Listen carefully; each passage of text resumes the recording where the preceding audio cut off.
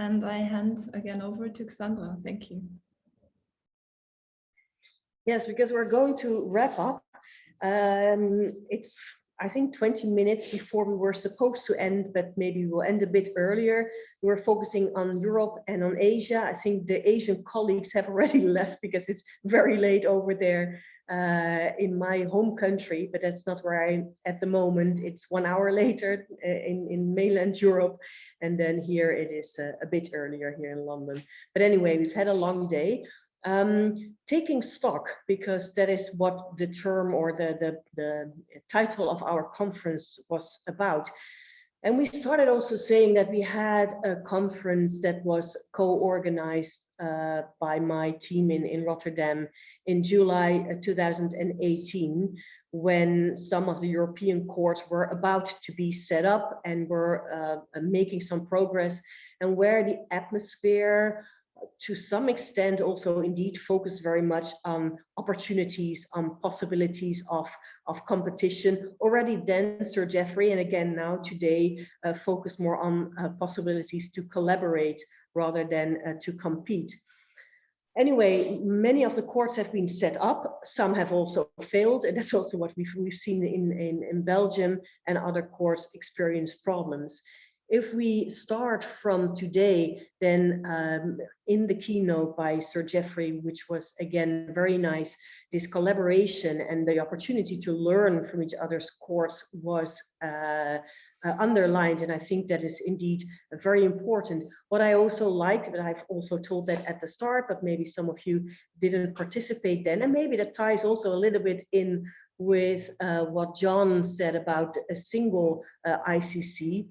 Of course, the role that the ELI Unidroit rules of European civil procedure could play, because also that was perhaps something that 10 years ago, maybe was a vague idea of something that we could do. Also, if we go back to the Storma project, when this was all not acceptable and very difficult, but now we have a good set of rules that is, well, being favored by many people and countries. Not that it has been adopted officially, of course, by countries yet, but it is seen as an important source of reference. So that may also be a starting point.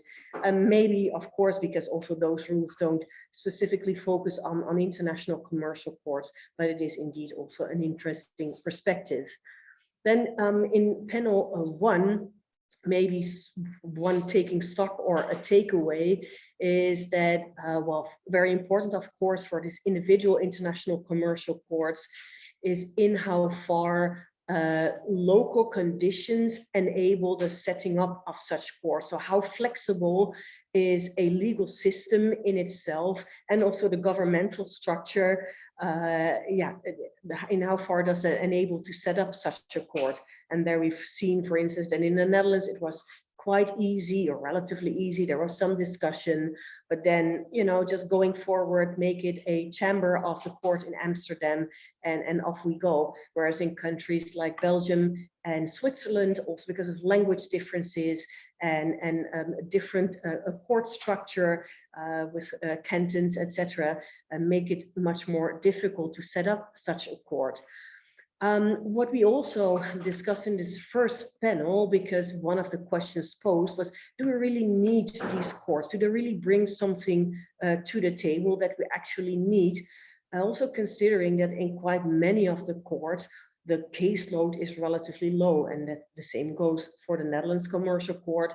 I think it's a very good and valuable court, and good work is being done, but we don't have a huge caseload. That may develop over time, but so far, and the same picture is, of course, what we've seen in other countries, and also in Germany, that was discussed by Burkhard Hess this morning, the caseload is still relatively low.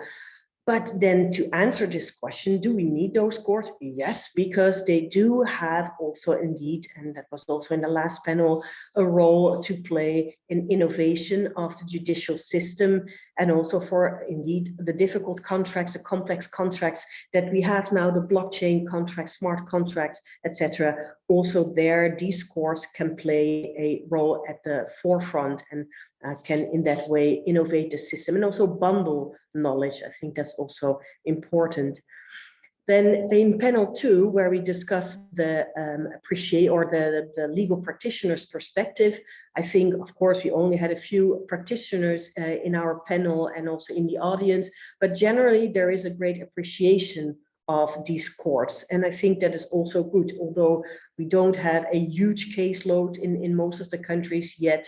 What the courts are doing is being appreciated as something that is worthwhile, a more effective, tailor-made system, and again, at reasonable costs, because also this cost aspect came back in what was panel 3, arbitration and international commercial courts. Cost aspects are a crucial element because arbitration is extremely expensive often, and then international commercial courts, though they are usually more expensive than ordinary courts, can also play a role in that. And there also arbitration and litigation can learn from each other. What we've seen indeed, and that's very interesting, how especially in Singapore, this arbitration and international commercial courts go hand in hand, and that they can learn from each other.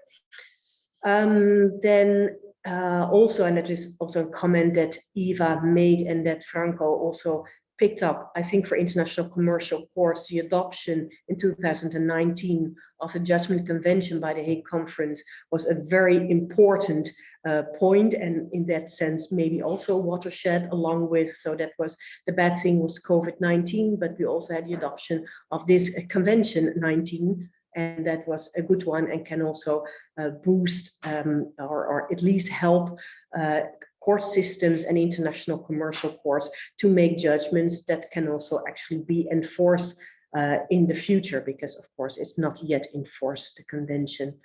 And then panel 4, and that was an important comment that was also made by Anna, one of the big roles that this international commercial court can play is being at the forefront of innovation and of digitization. And perhaps indeed, apart from having now a set of European rules, though be it model rules, maybe indeed at some point we will have a uniform international commercial court, or at least courts that have reached, and I think that is as far as we can go now, through best practices and best regulation, can learn from each other and bring something new to international dispute resolution. And now I hand over the floor to Eva to close the conference. Yes, thank you so much for this nice wrap up of all the themes that have been discussed. And I think it was a very enriching and interesting day. One of the themes was cooperation, and I would like to first of all thank Xandra for this great cooperation. It was a great pleasure to work with you, and I hope we're going to do this again in the future. I also want to thank again my university, the University of Lausanne, for supporting this event, and of course the European Research Council, who is sponsoring this event. I would also like to thank Liam, who is our technical genius, who sits opposite me. Unfortunately, you can't see him, and thank you for expertly handling this day today. And finally, thank you again to all of the speakers and the chairs for this great conference. We wish you a very pleasant evening, and we hope to see you all again soon. Thank you. Goodbye.